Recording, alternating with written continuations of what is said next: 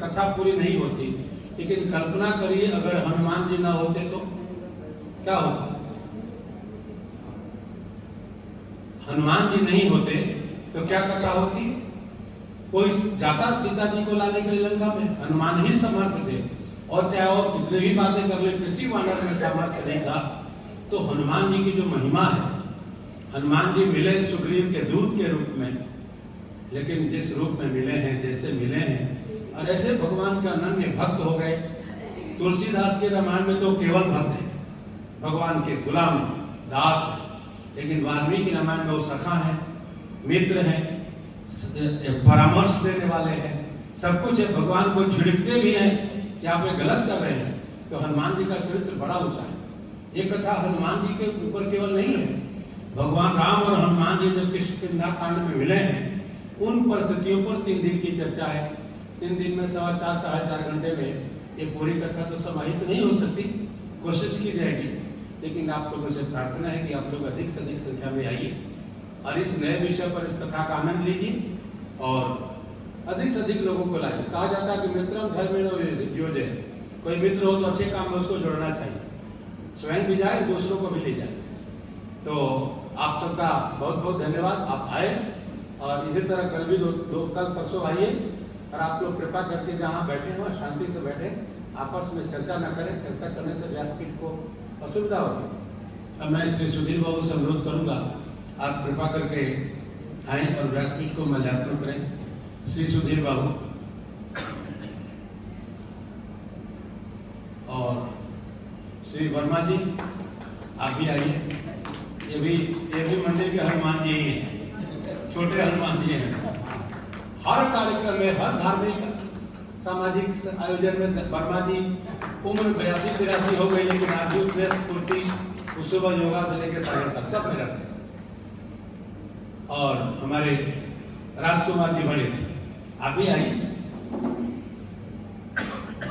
और व्यासपीठ को माल्यार्पण करें। अरे किसी संतान का जन्म होना तो मंगल की बात है परिवार में। वो दिन है, वो वृद्धि शौच है, वो क्षय शौच नहीं है, वो मंगलकारी है।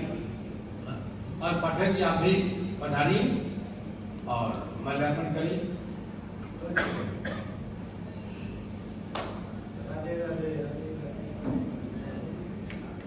अच्छा, ये हमारे प्रधान जी हर बार रह जाते हैं दूसरों को ही माला देने में। ये हमारे हम सब में वरिष्ठ हैं, तो प्रधान पंडित पंडित हरिहर प्रसाद जी मिश्र व्यासपीठ को माल्यार्पण करेंगे।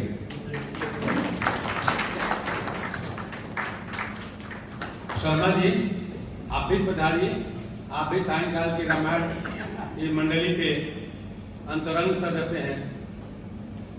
जो आप लोगों की अनौपचारिक मंडली है उसके रेगुलर के 365 दिन के सदस्य हैं। आप पीछे बैठे हैं, कोई बात नहीं, सब हो गया।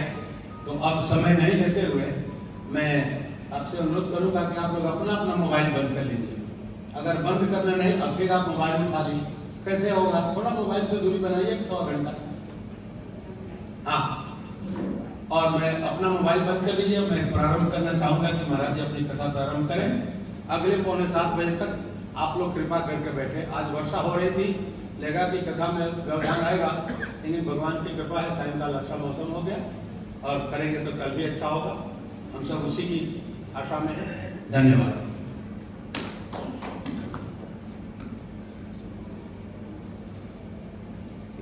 श्री राम श्री राम श्री राम श्री राम श्री राम श्री राम श्री राम श्री राम। ओम हरि ओम।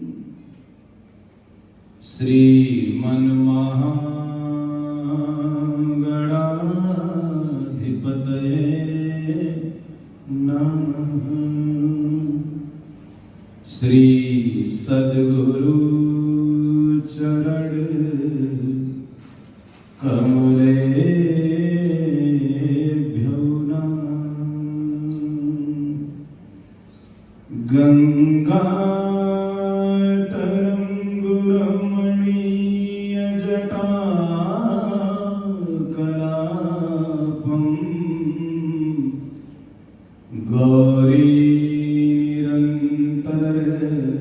विभूषितुमानुभावम्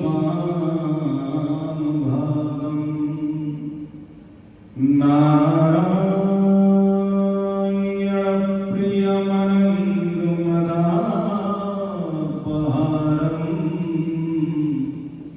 वाराणसीपुरपतिं भज विश्वनाथम्।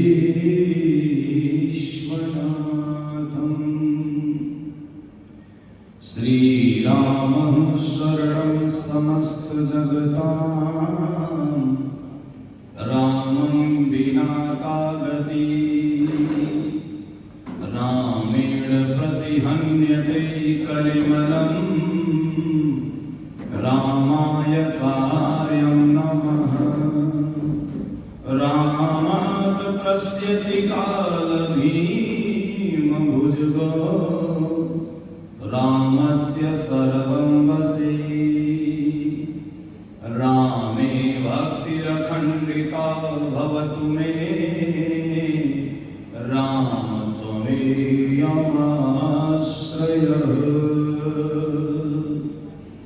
द्रोणाचलाननवर्णितभाव्यभूति श्रीराम लक्ष्मण सहायक चक्रवर्ती काशस्थ दक्षिण विराजित सौधवल्लभ श्रीमारुतिर्विजयते भगवान् महेशः। सियावर रामचंद्र भगवान की उमापति महादेव की और धीरे से बोलिए काशी विश्वनाथ भगवान की बंगेश्वर महादेव भगवान की गंगा महारानी की ओम नमः पार्वती पतये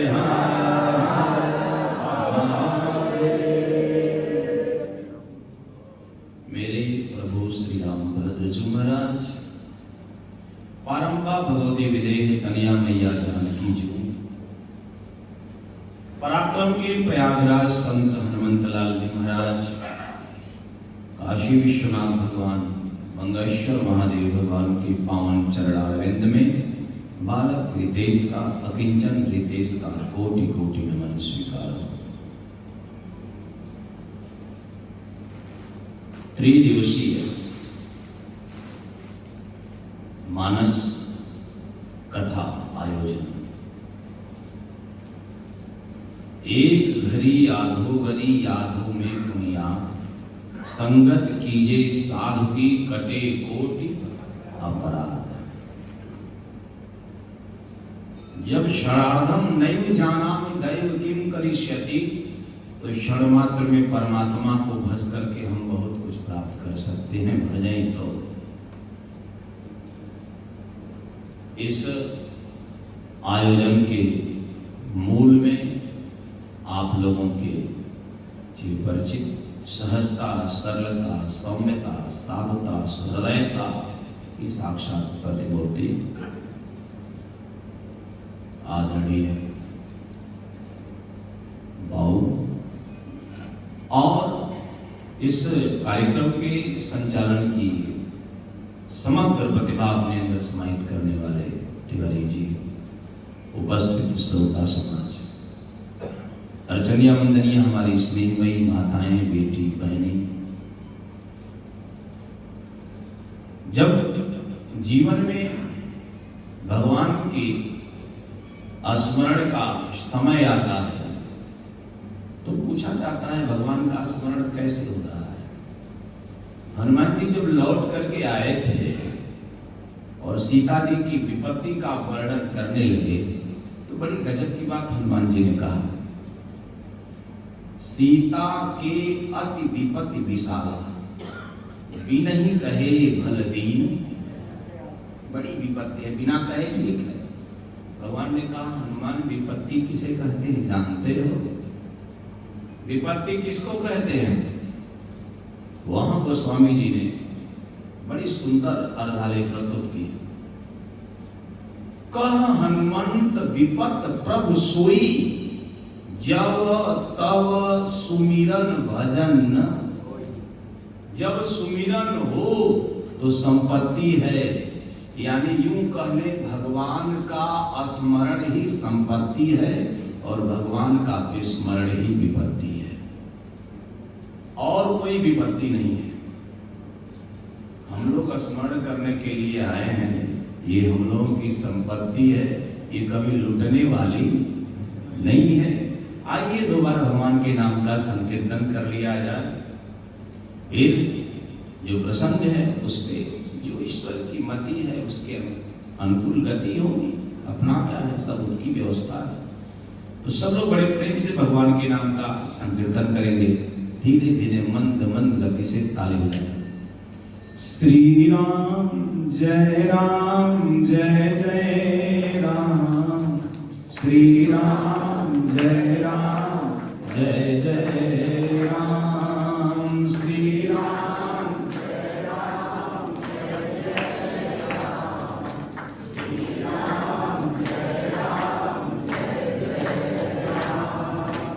श्री राम जय राम जय जय राम, श्री राम जय राम जय जय राम, श्री राम जय राम जय जय राम, श्री राम जय राम जय जय राम, श्री राम जय राम जय जय राम, श्री राम जय राम जय जय राम, श्री राम जय राम जय जय राम, श्री राम जय राम जय जय राम, श्री राम जय राम जय जय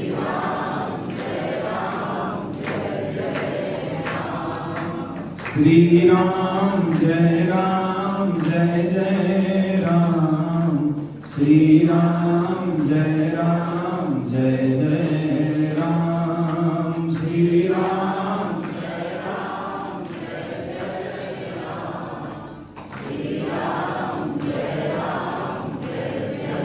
राम। श्यावर रामचंद्र भगवान की हरे कीर्तनम हरे कीर्तनम हरे कीर्तनम। जितना हो सके, वैसे तो भगवान के कई अवतार हुए, मत्स्य अवतार हुए, वाराह अवतार, कच्छपा अवतार, नरसिंहा अवतार, वामना अवतार, परशुरामा अवतार, कपिला अवतार, ढेर सारे अवतार हुए, सब पूजनीय हैं। लेकिन दो अवतार कीर्तनीय हैं, राम और कृष्ण। जब सारे अवतार भगवान के हैं तो दो ही अवतार क्यों कीर्तनीय हैं? पूजनीय सब हैं, कीर्तनीय सिर्फ दो। इसलिए हैं राम और कृष्ण। हरे राम राम राम हरे हरे, हरे कृष्ण कृष्ण कृष्ण हरे हरे। क्यों? वो जो निराकार नराकार होकर के अंतिम आदमी तक पहुंचकर उसकी वेदना दूर करता है, वही पूजनीय और वही कीर्तनीय होता है। भगवान राम और कृष्ण के जीवन को जब हम आप देखेंगे तो हमको समझ में आएगा इन दोनों लोगों का जीवन क्या है। हम लोगों को चिंता होती है भविष्य हमारा कैसे होगा, हमको दुख होता है मेरा भूत ऐसे गया। इस भूत और भविष्य के चक्कर में हम लोग अपने वर्तमान को नहीं बच पाते हैं। और दोनों अवतारों ने न भूत की चिंता किया है न भविष्य की चिंता किया है, वर्तमान में जिया है। कृष्ण ने गीता में स्पष्ट कहा है, वेदाहं समतीतानि वर्तमान चार्जुन भविष्यानि च भूतानि मां तु वेद न कश्चन। मेरे लिए न कोई भविष्य है न मेरे लिए कोई भूत है, मेरे लिए सब वर्तमान है। और जिसे वर्तमान में जीना आ गया वही परमात्मा के अवतार का कारण जान सकता है, अन्यथा जानने वाले हम और आप नहीं है। वर्तमान में जीना बड़ी सुंदर बात है, किष्किंधा कांड की कथा है। अच्छा एक बात बताइए श्रोता भगवान, घर बनाना होता है तो सबसे पहले हम क्या बनाते हैं? नींव। घर की नींव के ऊपर, आधारशिला के ऊपर मकान खड़ा होता है। और मेरा ऐसा मानना है कि किष्किंधा कांड की आधारशिला सबरी है। किष्किंधा कांड की आधारशिला सबरी है और सबरी के आधारशिला पर किष्किंधा कांड का पूरा मकान खड़ा हुआ। क्यों? सबरी ने कहा था भगवान से कि पंपा सरहि जाहु रघुराई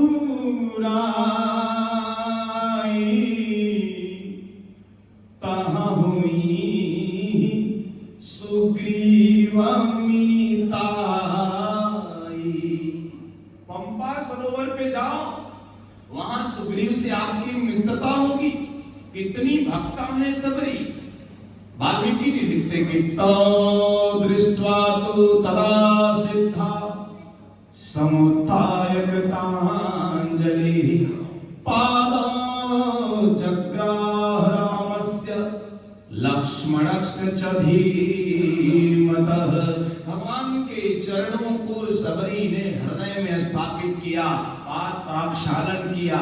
जब सब हो गया, भगवान ने सबरी से बात पूछा, भैया कच्चिते निर्जता विघ्ना कच्चिते वर्धते तपः कच्चिते नियतः कोपा आहारश्च तपोधने। ए तपोधने, तप जिसका धन हो गया हो, तपश्चर्या जिसका धन हो गया हो। ए सबरी भैया, आपका नियम कैसे निभता है, आप अपने क्रोध पर कैसे काबू पाती हैं और आप अपने आहार पर कैसे काबू पाती हैं। सारी बात सबरी ने बताया था। तब राम जी ने सीता जी के बारे में पूछा। सबरी कह सकती थी, सबरी जी को पता है, राम जी को भी पता है। जटायु महाराज ने कहा है कि सीता को कौन ले गया, तो बाबा तुलसी लेके तो दक्षिण दिशि गयं गोसाई बिलपत अति कुररी की नाई। कौन ले गया? नाथ दशानन यह गति कीन्ही तेहि खल जनक सुता हरि। उसने सीता जी का हरण किया। अब राम जी को पता हो गया सीता जी का हरण कौन किया। बोले दशानन ने किया। नाथ दशानन यह गति कीन्ही। कहां गया? बोले दक्षिण दिशा में गया। वहां से जटायु जी के यहाँ से सबरी जी के पास आते हैं। अब पूरा वृतांत सबरी जी को बताते हैं। सबरी जी जानती हैं सुग्रीव का बड़ा भाई बाली है। वो बाली है जो रावण को अपने अंडर कस्टडी में रखा। कांख में दबाने का मतलब ये थोड़े कि कांख में दबा के घूमता रहा। एक आदमी हमसे पूछा, बाबा अगर कांख में दबाया रावण तो ब्रश कैसे करता था? स्वाभाविक है, कांख में दबाना यानी अंडर कस्टडी। रावण राजा था, लेकिन उसके ऊपर किसी का पावर काम करता था, तो वो था बाली। इतना बलशाली है।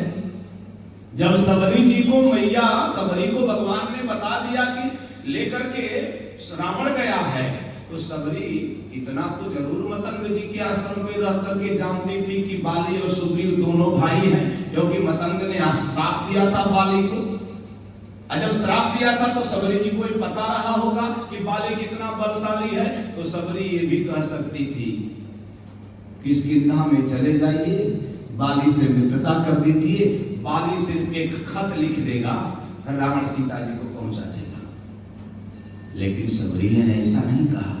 सबरी ने कहा पंपा सरहि जाहु रघुराई तहुँ हैं सुग्रीव मिताई। सुग्रीव से मित्रता होगी। बोले क्यों सुग्रीव से मित्रता करने की बात कर रही है? बोले सुग्रीव से इसलिए मित्रता की बात कर रही है, सुग्रीव कमजोर तो है लेकिन भक्ति के पथ पर है, सच्चा आदमी है, अच्छा आदमी है। अगर बुराई को दबाने के लिए बुरे आदमी का सहारा ले लिया जाए तो इसमें अपना क्या है?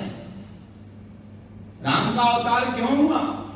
इसीलिए ना, जो निर्बल को बलवान बना दे, जो निर्धन को धनवान बना दे, जो मूर्ख को विद्वान बना दे, वो राम है। अन्यथा ऊंचाई पर सब लोग उड़ना चाहते हैं। इसलिए सबरी जी की बात ध्यान में आई, और जब सबरी जी की बात ध्यान में आई तो राम जी कहां जा रहे हैं? मैया सबरी के निर्देशित किए स्थान की तरफ बढ़ रहे हैं।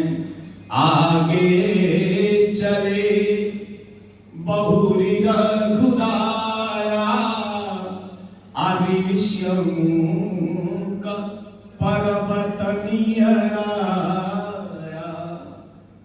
ऋषिमुख पर्वत पर जा रहे हैं। आगे आगे राम जी जा रहे हैं, पीछे पीछे लखन जी जा रहे हैं। लेकिन आनंद कब आता है?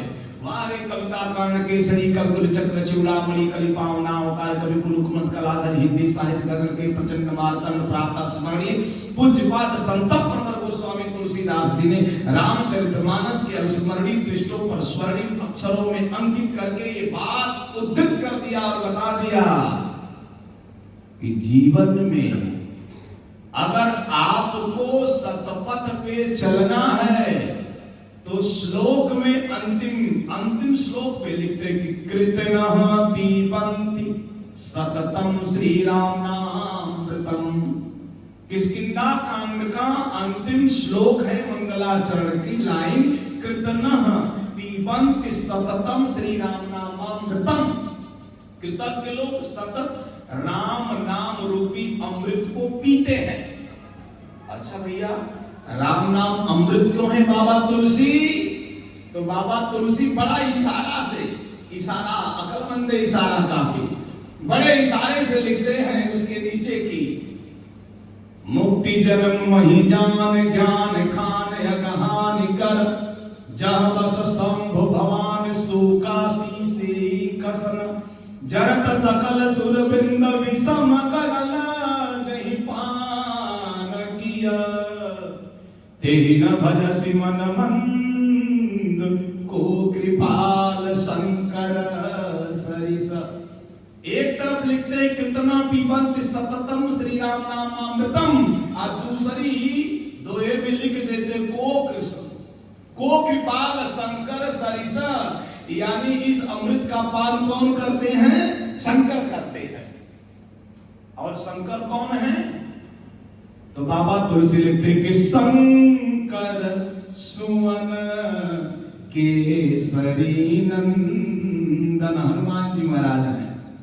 रुद्र देह तज नेह बस बानर में हनुमान, यानी जो अमृत शंकर जी पीते हैं वही अमृत हनुमान जी भी महाराज पीते हैं। अब आप कहोगे रितेश बाबा हम कैसे माने? पूरा जब तक जानकारी और नहीं मानेंगे। हमारा शास्त्र कहता है ईश्वर कौन है? ईश्वर रसो वैसा, ईश्वर रस है। जब ईश्वर रस है तो ईश्वर पिया जाता है, रस पिया जाता है। अगर ईश्वरो रस वैसा रस है तो रस का काम क्या है? बोले पीना। ए बाबा तुलसी, तो ईश्वर रूपी रस को किसने पिया? तो बाबा तुलसी लिखते हैं कि ये तो राम रसायन तुम्हारे पासा अत सदा रहु रघुपति के दासा सदा रहु। वो रस पीने वाले कौन है? बोले हनुमान जी महाराज हैं। बोले हनुमान जी ही शंकर कैसे हैं? बोले गोस्वामी तुलसीदास ने लिखा है कि तुम प्रभु राम दिन राती असागर जपहु अनंग हरा। हो जाता है, रहने दीजिए, कभी बहाव आ जाता है चले जाते हैं। निवेदन करो श्यावर रामचंद्र भगवान की। वो रस शंकर जी पीते हैं, वही रस हनुमान जी पी रहे हैं। किष्किंधा के ऋषिमुख पर्वत पर जाने का सबरी को सुग्रीव की तरफ इशारा करने का एक ही आशय नहीं है कि प्रभु राम वहां सुग्रीव मिलेंगे। सबरी जी को पता है कि वहां हनुमान जी भी हैं और हनुमान राम का मिलन होना आवश्यक है। इसलिए राम जी को प्रेरित किया ऋषिमुख पर्वत की तरफ, पंपा सरोवर की तरफ जाने के लिए। आगे आगे राम जी पीछे पीछे लक्ष्मण जी पंपा सरोवर पे जा रहे हैं। वाल्मीकि जी लिखी तो तू दृष्टा महात्मानौ भ्रातरौ राम लक्ष्मणौ वनायुधरौ वीरो सुग्रीवः शंकितो अभवत। आगे आगे राम, आगे चले बहुरी रघुराया, ऋष्यमुख पर्वत नियराया। अच्छा, बड़ा खूबसूरत पर्वत है हो ये ऋष्यमुख पर्वत का नाम है ऋष्यमुख। अर्थ क्या होगा? संतों ने विवेचित किया, संतों ने विवेचना किया। क्या किया? जहां ऋषि मौन होकर के तपस्या करते हैं, यानी जिनके तपस्या का प्रदर्शन नहीं है। अभी आदरणीय तिवारी जी से इसी में चर्चा हो रही थी। भक्ति प्रदर्शन का विषय नहीं है, भक्ति दर्शन का विषय है, भक्ति प्रदर्शन का विषय नहीं है।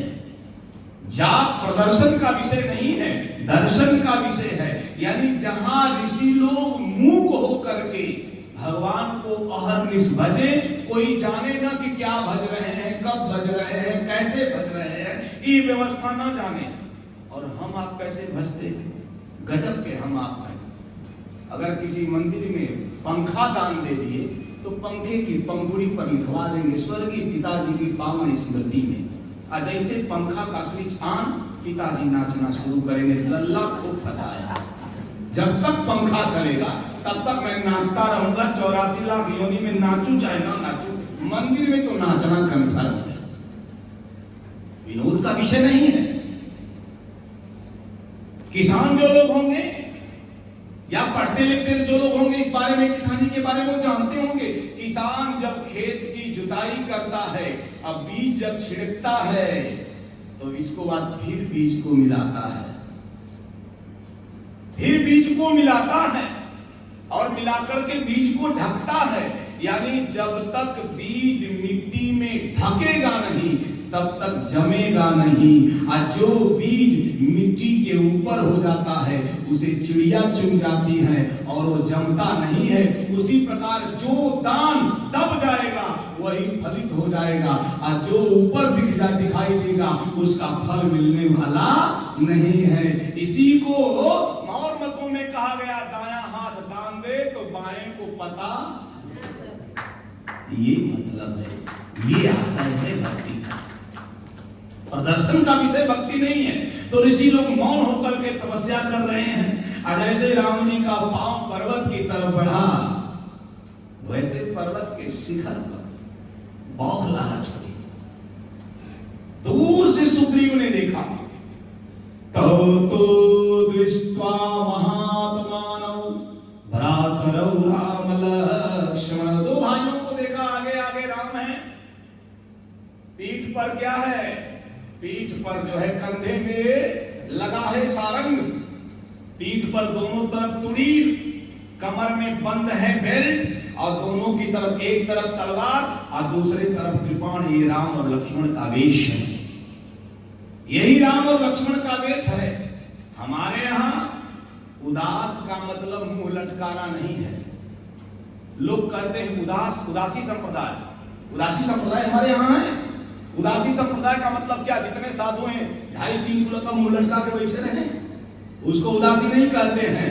उदासी उसे कहते हैं जो संसार में रह करके संसार की कोई कामना उसके अंदर व्याप्त न हो। राम जी को वरदान क्या मांगा गया है?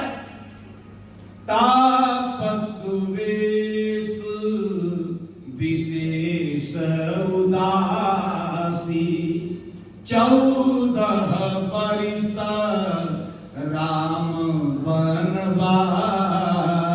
तपस्वी का वेश हो, उदासी भाव हो, 14 वर्ष जंगल में रहना है।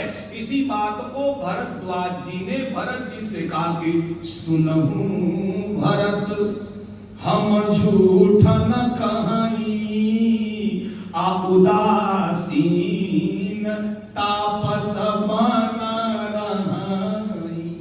उदासीन भाव से तपस्वी के रूप में हम जंगल में रहते हैं, वही रूप राम जी बनाए हैं। तो तो मैं श्रोता भगवान आप लोगों से पूछना चाहता हूं, अगर तापस वेश विशेष उदासी है तो क्या इस वेश में धनुष बाण कृपाण तलवार का होना जरूरी है? अस्त्रों शस्त्रों का शरीरों में लटकना जरूरी है? नहीं, ये राम जी दर्शित कर रहे हैं। ध्यान दीजिएगा, राम जी का विग्रह देखिएगा ना, आहा क्या कितनी खूबसूरत है। नव कंज लोचन कंज मुख कर कंज पद कंजारूढ़म। जिनका हाथ कमलवत है, जिनकी आंखें कमलवत हैं, जिनके पैर कमलवत हैं, जिनका मुख कमलवत है, उनके कमर में तलवार है। अच्छा लगता है? तलवार तो रावण के हाथ में शोभायमान है, पीठ पर तुमीर बंधे हैं, कंधे पर धनुष लटकी है सारंग। राम जी के शरीर में अस्त्र शस्त्र बंधे थे, लेकिन राम का रामत्व ये है, शरीर में अस्त्र शस्त्र बंधे थे, राम अस्त्र शस्त्र में नहीं बंधे थे। यही राम का रामत्व है। किसी बुरे आदमी को मार करके बुराई खत्म कर देना अच्छी बात है, लेकिन उसी बुराई में अपने आप को संलग्न कर देना, यही रावण का रावणत्व है। अब मार करके अपने स्थान पर आकर के फिर सर्वजन हिताय के काम को करते रहना, यही राम का रामत्व है। ये वेश जब देखा सुग्रीव ने, वल्कल है, भगवान लटका है, ये सब ठीक है, लेकिन कमर में तलवार शोभा दे रही है, दूसरी तरफ कृपाण लटक रहा है, कंधे पर सारंग है, पीठ पर तुमीर है। क्या यही है राम का वेश? इसलिए शंका होना स्वाभाविक है सुग्रीव को। सुग्रीव को शंका हुई और सुग्रीव ने अपने मंत्रियों को इशारा से बुलाया, पास आओ। सारे मंत्री पास आए, कहा जरा ध्यान से देखो।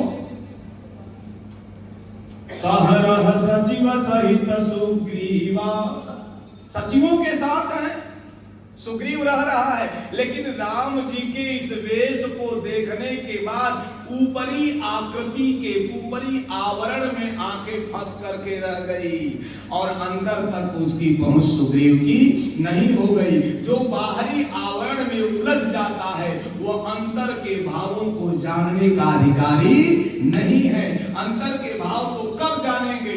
जब आपके पास हनुमान जैसा कोई संत होगा और वह इंगित करेगा नहीं ये हमारे काम का है और ये भजने लायक है, तब हम जीव उस परमात्मा तक पहुंचते हैं, अन्यथा ये स्थितियां नहीं है। रघुवंश महाकाव्य में बड़ा सुंदर वर्णन महाकवि कालिदास लिखते हैं, राम का वंश कैसा है। यथा विनिहुता विनीनाम, यथा कामार्जितार्थिनाम, यथा अपराध दंडानाम, यथा काल प्रबोधिनाम, त्यागाय संवृत्तार्थानाम, सत्याय भाषिणाम, यशसे विजीवीषुकाम, प्रजाये गृह में धिनाम। ये भाव राम के वंश का है, यही भाव भगवान के अंदर भरा है और सुग्रीव के ऋषिमुख पर्वत पर धीरे धीरे धीरे धीरे बढ़ रहे हैं। घबराकर हनुमान जी को बुला करके सुग्रीव ने कहा, पठवा बाली होई मन मैला, भागं तुरत तजं यह। ये मेरे भाई बाली ने जरूर मुझे मारने के लिए भेजा है। हंसी मुझे तो तब आती है जब अंदर का भाव बाहर दर्शित हो जाता है। जो आदमी अंदर जीता है वह बाहर प्रकट हो जाता है, लेकिन इतने आवरण में इंसान जीता है कि जल्दी प्रकट नहीं होता है। महाराजा भोज के दरबार में एक विद्वान आया, कई भाषाओं का जानकार था। जिस भाषा में बोलता था लोग समझते थे कि इसी भाषा, इसकी मातृभाषा यही है। उसने डिंडिम घोष कर दिया, जो बता देगा कि मेरी मातृभाषा क्या है मैं उसका दास बन जाऊंगा अगर आपके रत्नों में कोई बता नहीं पाया तो आपके सारे रत्न जो नवरत्न बैठे हैं ये मेरे दासत्व को स्वीकार करेंगे, मेरे यहाँ दास बनेंगे। राजा घबरा गए भोज। कालिदास ने कहा ठीक है देखते हैं। स्नान करके वो आ रहा था, अब कालिदास सीढ़ियों से उतर रहे थे। कालिदास ने जानबूझ करके टक्कर मारा उस विद्वान को और धड़ाम में गिरा, और जैसे गिरा चोट लगी, बाहरी आवरण टूटा। जिस भाषा भाषी का था उस भाषा भाषी में कालिदास को बोल दिया क्रोध में। कालिदास ने कहा इसकी मातृभाषा यही है, इसकी मातृभाषा यही है। उसी प्रकार सुग्रीव के अंदर भय का जो संचार था, राम जी को जैसे देखा, ये नहीं सोचा कोई मेरा हितैषी आ रहा है, इतना जरूर सोच लिया कि पठवा बाल होई मन मैला, भागौ तुरंत तजौ यह। जीव भागता है। सामने वाली परिस्थितियां अच्छी हैं या बुरी हैं, दूर से हम इसका आकलन नहीं कर सकते। जब तक वो परिस्थितियां पास नहीं आएंगी, हम ये जान नहीं पाएंगे कि मेरे अनुकूल है कि मेरे विपरीत है। अभी सुग्रीव के पास नहीं आई, लेकिन सुग्रीव के पास एक चीज है, संत है। आपके जीवन में धन न हो चलेगा, आपके जीवन में वैभव न हो चलेगा, आपके जीवन में आप जो है आज की संसाधन की सारी व्यवस्थाएं ना हो चलेगा, लेकिन अगर आपके जीवन में किसी संत का आशीर्वाद है तो श्रोता भगवान इतना जरूर बताऊंगा, आपके जीवन में सारी सुख सुविधाओं की वृष्टि हो जाएगी। संत का होना जरूरी है। एक दोहा मुझे आता है, बड़ा अच्छा लगता है, प्राय मैं सुना दिया करता हूं। दोहा जरा सुनिएगा, अर्थ भी लगाइएगा। पाप करे प्रभु जी मिले, पाप करे सुख होय, पाप करे मुक्ति मिले, तो भैया पाप करो। अच्छा है, बढ़िया है ना, लेकिन सावधान होकर के सुनना है इसको। पाप करे से भगवान मिलेंगे, पाप करने से सुख मिलता है ना, तो दोहा कैसे गलत हो सकता है? संत ने लिखा है, कोई गलती नहीं है। अब इसको बड़ी सावधानी से हमें आपको पढ़ना है। पाप करे प्रभु जी मिले, कह क्या रहा है संत? पा मने पांव, मारत हूं पा पर ये तुम्हारे, पा मने पांव होता है, वो संत कह रहा है पाप करे प्रभु जी मिले। पांव पकड़ने से भगवान मिलते हैं। पाप करे सुख होए, पाप करे मुक्ति मिले, तो भैया पाप पकड़ो। आप कहेंगे कैसे? जिस वक्त ग्राह ने गज के पांव को पकड़ा और गज ने पुकारा, परमात्मा गरुड़ को छोड़ करके बड़े वेग से आए, और जब बड़े वेग से आए तो गरुड़ को छोड़कर चलने वाले श्री हरि विष्णु भगवान ने अपने चक्र सुदर्शन से सबसे पहले अगर उद्धार किया तो किसका किया? ग्राह का किया। बाद में गज का उद्धार हुआ। पूछा गया भगवान आपने ग्राह का उद्धार कर दिया, ऐसा क्यों? भगवान ने कहा जरा ध्यान से देखो। कहा क्या देखूं? कहा ग्राह ने किसका पांव पकड़ा? बोले गज का पांव पकड़ा। कहा गज ने किसका पांव पकड़ा? बोले भगवान का पांव पकड़ा। इसलिए जिसने भगवान का पांव पकड़ लिया, अगर उसके आप पांव को आप पकड़ लेते हो तो भगवान आपका उद्धार कर देते हैं। इसीलिए सबका जीवन में इसको लोक पक्ष में समझ लिया जाए। ये करंट है, बिजली ये दौड़ रही है। अगर किसी ने नंगा तार पकड़ लिया, बिजली आ गई। जिसने पकड़ा उसके अंदर बिजली आई, और जिसने पकड़ा अगर उसे आपने पकड़ लिया तो आपको भी बिजली। पकड़ा है किसी और ने, अब पकड़ने वाले को आपने पकड़ लिया, आपको भी बिजली मार गई।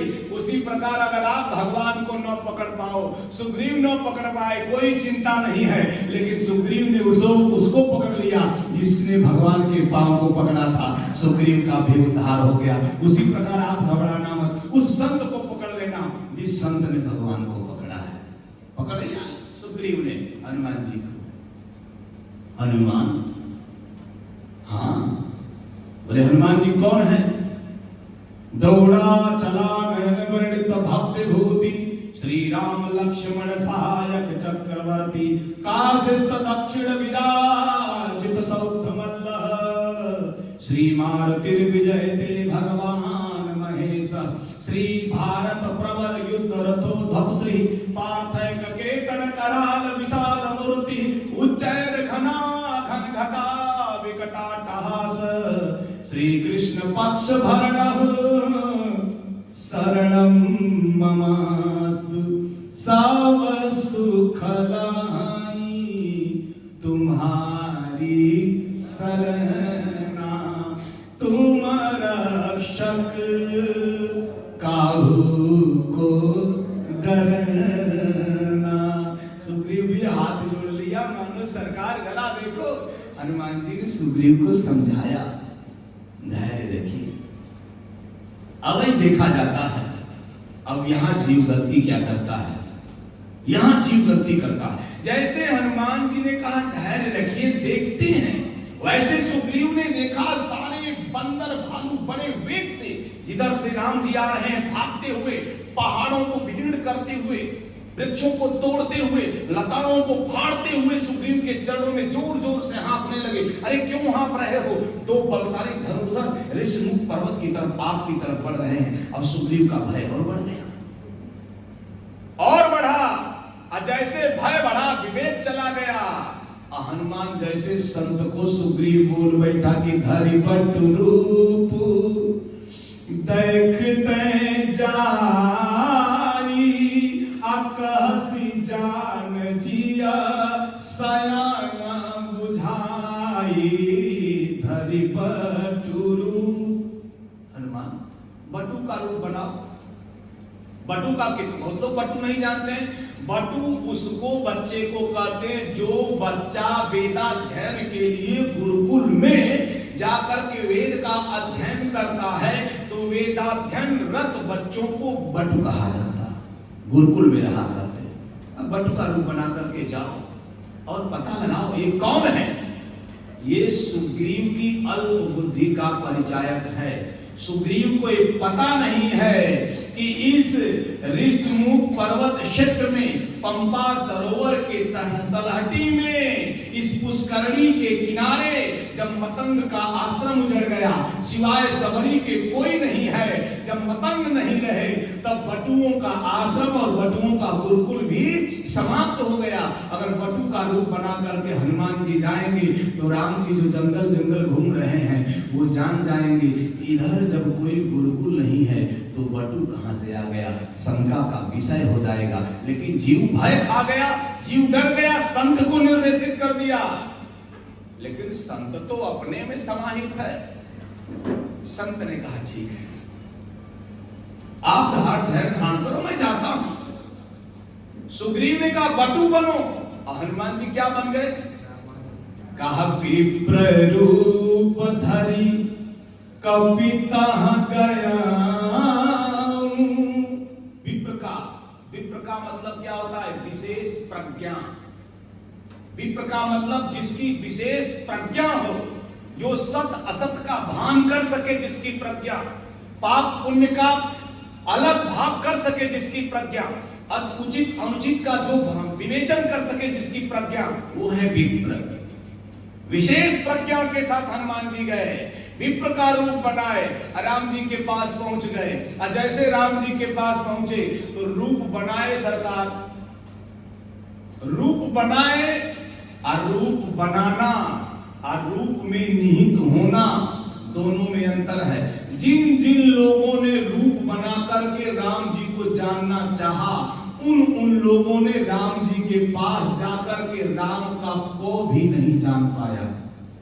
सती भी रूप बनाई थी, पुनि पुनि हृदय विचार कर धर सीता कर रूप, आगे हुई चली पंथ ते जिहियावत। सती भी रूप बनाई सीता का, परिणाम क्या हुआ? भगवान ने हाथ जोड़ करके कहे वो कहां बहुरे कहां बिस्के, तू पूरी बुद्धि ठिकाने में लग गई। दूसरा रूप किसने बनाया? रुधिर रूप रुचिर रूप धरि प्रभु बहि जाई, अब बोली बहुत बचन मुस्काई, तुम सम पुरुष नमो सम नारी, यह संजोग विधि। शूर्पणखा ने रूप बना करके राम जी को जानना चाहा। और तीसरा, विप्र रूप धरी कपि तहां गया, लेकिन स्वभाव जाता नहीं है। हनुमान जी सेवक हैं, ज्ञानिनानाम अग्रगण्यम हैं, हनुमान जी बुद्धिमताम वरिष्ठम हैं, इसलिए हनुमान जी विप्र का तो रूप बनाए, लेकिन काम क्या किए? माथनाई पूछत ऐसा, माथा नवा करके प्रणाम किया। माथा जैसे नवाया वैसे राम जी ने मंद मंद मुस्कुरा करके लक्ष्मण जी को इशारे से देखा। लक्ष्मण जी ने इशारे से राम जी को मानो कहना चाहा, है विप्र और हमको प्रणाम कर रहा है, क्षत्रिय रूप धरम वन वीरा, क्षत्रिय के रूप में हूं और मुझे प्रणाम कर रहा है। जिसके जीवन की ऊर्जा, जिसके जीवन की खोज ज्ञान की हो वो ब्राह्मण है, जिसके जीवन की पूरी खोज शाक्त की हो, शक्ति उपार्जन की हो वो क्षत्रिय है, और जिसके जीवन की पूरी खोज धनोपार्जन की हो वो वैश्य है, और जिसके जीवन की पूरी खोज सेवा हो, सेवा शुश्रूषा, वो शूद्र है। यहां हनुमान जी राम जी को जैसे प्रणाम किए, प्राय विवेचक कहा करते हैं हनुमान जी के प्रणाम करने को देख करके लक्ष्मण जी ने कहा, भैया एक ब्राह्मण दिख रहा है नहीं? अच्छा, कैसे कह रहे हैं नहीं? ब्रह्म जानाति यस्य स ब्राह्मण, जो ब्रह्म को जानता है वो ब्राह्मण है। राम जी कौन है? बोले राम ब्रह्म परमार्थ रूपा, अभिगत अलख अनादि अनुपा। जब राम ब्रह्म है और जो ब्रह्म को जान गया वही ब्रह्म को प्रणाम करता है। मानो हनुमान जी जान गए कौन है, इसलिए हनुमान जी ने प्रणाम कर दिया। एक ये भी विवेचन है, और दूसरा औपचारिक रूप से माथा नवा करके प्रणाम किया। जैसे माथा नवा करके प्रणाम किया वैसे राम जी ने हनुमान जी को बड़े ध्यान से देखा, कुछ बोले नहीं।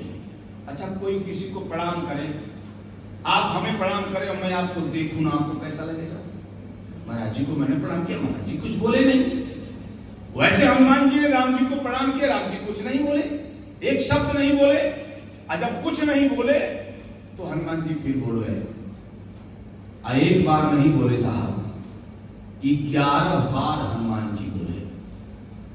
11 प्रश्न हनुमान जी ने राम जी से किया। गिनिए, पहला प्रश्न किया हनुमान जी ने, को तुम श्यामल गौर शरीरा, क्षत्रिय रूप बिरहु वन वीरा, कठिन भूमि कोमल पदगामी, कवन हेतु बन विचरहि स्वामी, मृदुल मनोहर सुंदर गाता, सहत दुसह दुख आतंकवाता, की तुम दीन देव महको, नर नारायण की तुम बुधो, जग कारण तारण भव भंजन धरनी भार, अकी तुम अखिल भुवन पति, लिन्ह मनुजय अवतार। 11 प्रश्न किया। क्यों 8 नहीं किए? क्यों 10 नहीं किए? क्यों 12 नहीं किए? क्यों ज्यादा नहीं किए? क्यों इससे कम नहीं किए? 11 प्रश्न क्यों किए? तमाम संतों विद्वानों का मत है यही सही है, ये नहीं मैं कहता, यह भी है ये मैं कहता। जिसे नेत नेत कही वेद निरूपा, वो मैं रितेश क्या कर सकता हूं? अल्पमति में जो व्याख्यान कर रहा हूं, निवेदन करूं। 11 प्रश्न हनुमान जी ने राम जी से किया। अब प्रश्न भी तर्कवत है, प्रश्न भी तर्कवत है, और जो तर्क करके राम जी को जानना चाहेगा वो कभी राम जी को जान नहीं पाएगा। ये स्वयं भगवान शंकर ने कहा कि राम अतर्क बुद्धि मना बानी, मत हमारा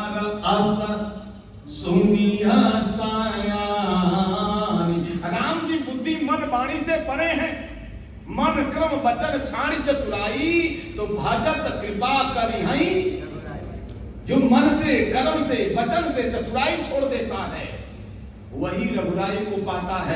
यहाँ हनुमान जी चतुराई लेकर के अगर लोक पक्ष को देखा जाए तो राम जी के सामने रूप बदल करके गए हैं। अब परमात्मा कहता है मेरे सामने जैसे हो वैसे ही चले आओ, अन्यथा अगर तुम बदल करके आओगे तो मुझे पाने वाले नहीं, क्योंकि निर्मल मन जन सो मोहि पावा अमोहि। यह है बाऊ की कथा कराने का फल। एक एक आदमी चौपाई दोहरा रहा है, गा रहा है। एक बार जोरदार तालियों से स्वागत, बहुत अच्छा लगा। निवेदन करूं 11 प्रश्न किया, लेकिन सारे प्रश्नों का मूल क्या रहा, सारे प्रश्नों का उद्देश्य क्या रहा, सारे प्रश्न हनुमान के जो इशारा कर रहे हैं वो कहां कर रहे हैं। को तुम श्यामल गौर शरीरा, क्षत्रिय रूप फिरहु वन वीरा। आप सांवले और गौर वर्ण के कौन हो जो क्षत्रिय के रूप में जंगल में फिर रहे हो। लक्ष्मण जी बोले हम क्षत्रिय हैं, क्षत्रिय के रूप में कहां कर रहे हो, हम दशरथ के बेटे हैं। त्यागाय संवृत्तार्थानां सत्यामिति भाषणं यस्य विजिगीषुणां प्रजाय गृहवेदिनां शैशवे अभ्यस्त विद्यानां यौवने विषयेषणां वार्धके मुनिवृत्तिनां योगे नान्ते तनुत्यजाम्। रघुवंश महाकाव्य में ये रघुवंशियों की परंपरा है। हम क्षत्रिय हैं। प्रजानां भूतर्थम सौताभ्यम बलिंद्रहि, प्रजा के रक्षा के लिए जो अपने प्राणों को न्यौछावर कर देते हैं वो रघुवंशी है। हम क्षत्रिय हैं, तुम करे क्षत्रिय रूप थे ऊपर वीरा। तीसरा प्रश्न हनुमान जी ने, जो बड़ा मूल प्रश्न मुझे बड़ा अच्छा लगता है। कठिन भूमि कोमल पदागामी,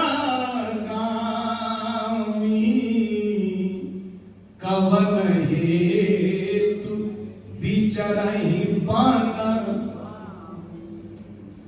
हनुमान जी ने एक बड़ी बारीकी चीज देखा। अब आप जरा ध्यान दीजिएगा श्रोता भगवान, सामान्य नहीं हो आप। हनुमान जी ने एक बारीक चीज देखा। दक्षिण भारत के पहाड़ गर्मी के दिनों में जलते हैं, पांव नहीं रख सकते। हनुमान जी ने कहा नंगे पांव हैं, पांव में पनही तक नहीं है, चरण चाप नहीं है, नंगे पांव एक गर्म पहाड़ियों में चल रहे हैं। लेकिन खासियत क्या है, इनके पांव में छाले नहीं पड़े हैं, यानी ये पांव सामान्य पांव नहीं है।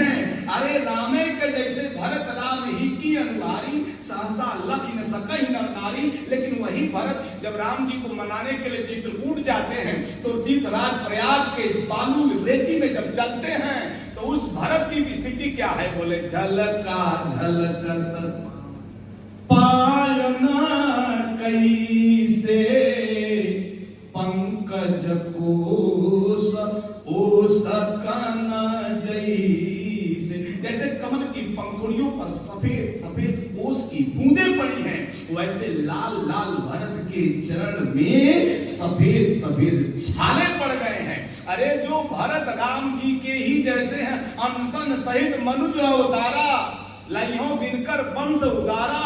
उसी उदार वंश में अंशों में अंश भरत हैं, जिनको कहा गया विश्व भरण पोषण कर जोई, ताकर नाम भरत अस होई।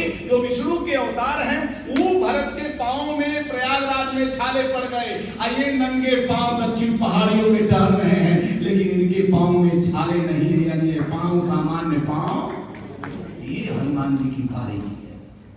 इसको कहते हैं सेवक।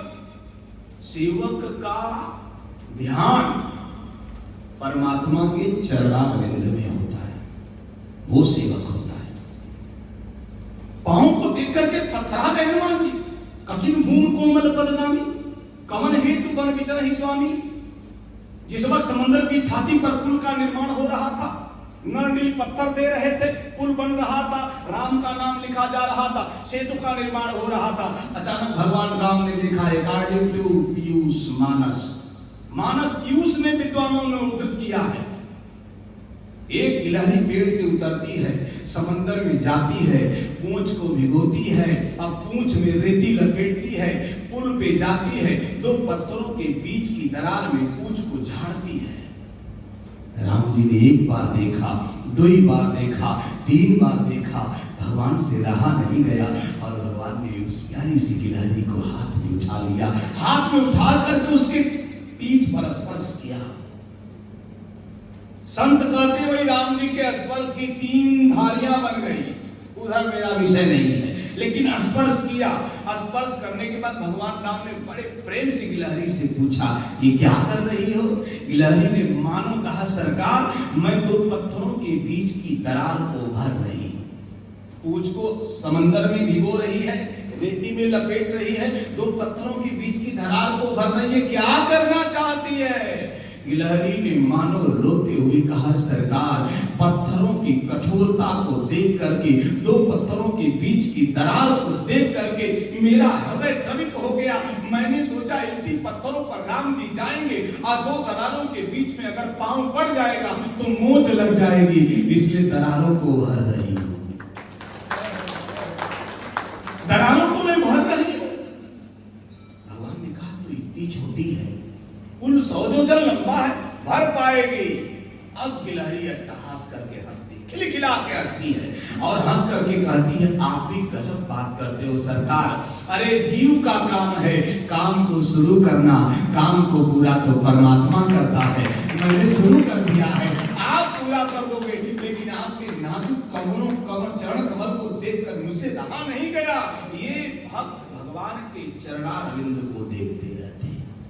हनुमान जी भी देखे, और जैसे हनुमान जी देखे वैसे हनुमान जी ने छठा प्रश्न कर दिया राम जी से, ए सरकार। भगवान ने कहा, हाँ। हनुमान जी ने कहा, मृदुल मनोहर सुंदर गाता, असहत दुसह दुख आतप बाता। आपके शरीर की रचना को देख करके ऐसा लग रहा है ये इतने कोमल शरीर है, इस शरीर को कैसे आप सर्दी गर्मी बरसात से बचाते हो, कैसे इसको सहते हो? इस शरीर के ऊपर सर्दी गर्मी बरसात तीनों का प्रभाव नहीं दिखाई दे रहा है, आप जंगल में ऐसे चल रहे हो। ये प्रश्न किया। एक प्रश्न हनुमान जी का बड़ा निराला हुआ, आप नर नारायण तो नहीं हो? नर नारायण का अवतार हुआ था, आप वो नर नारायण तो नहीं हो? आप शायद बहुत कम लोग जानते हो। अकॉर्डिंग टू महाभारत में वर्णन आता है कि एक ऐसा राक्षस था जिसका नाम था सहस्त्रकवची। उसने भगवान की तपस्या किया, जब तपस्या किया तो भगवान प्रकट हुए, परमद्रोही। उसने कहा, अमर कर दो, जो जल्दी मरना न चाहे, ये वृत्ति राक्षसी है, मरना तो है। भगवान ने कहा नहीं हो सकता, ये वरदान नहीं हो सकता। उसने कहा तो वरदान और दे सकते हो? हाँ मांगो। उसने कहा मुझे वरदान दे दीजिए कि मेरा शरीर 1000 कवचों से ढक जाए, और जो कोई भी युद्ध करे, जब युद्ध करके एक कवच को तोड़े तो वही आदमी मर जाए।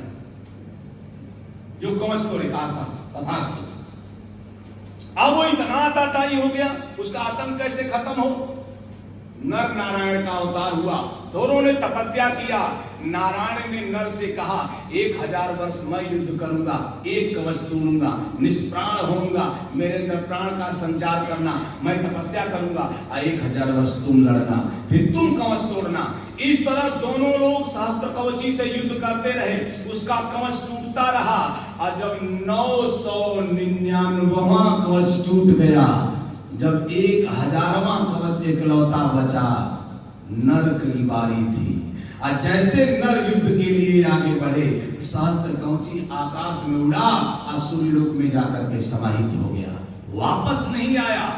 संत कहते हैं वही सहस्त्र कवची कर्ण बन करके कुंती के गर्भ से कवच और कुंडल लेकर के आया था। इधर नर और नारायण श्री कृष्ण और अर्जुन बने। और जब सामने कर्ण खड़ा हुआ तो नारायण ने नर से कहा अब तेरी बारी है, अब तेरी बारी है, अंतिम कवच है, इसका भेदन तुमको ही करना है अर्जुन।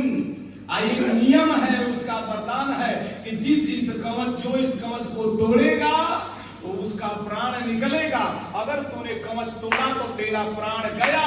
तब छल करके इंद्र ने उस कर्ण के कवच और कुंडल को लिया। तब अंतिम बार युद्ध में नर रूपी अर्जुन ने उस सहस्त्र कवची कर्ण रूपी सहस्त्र कवची का वध किया। ऐसा महाभारत में वर्णन संतों के मुख से मैंने सुना। तो निवेदन करूं, ऐसे ऐसे होते हैं व्यवस्था। कहा ये नर नारायण तो नहीं है, लेकिन नर और नारायण दोनों गोरे थे। यहाँ कौन है? यहाँ एक गोरा है और एक सांवला है, यानी ये नर और नारायण भी नहीं है। दशा छठ नौवा कहते हैं। नौवा प्रश्न हनुमान जी भगवान से करते हैं, सरकार ईमानदारी से कहो, बस कुछ मिनट में वाणी 2 मिनट में वाणी को विराम दूंगा।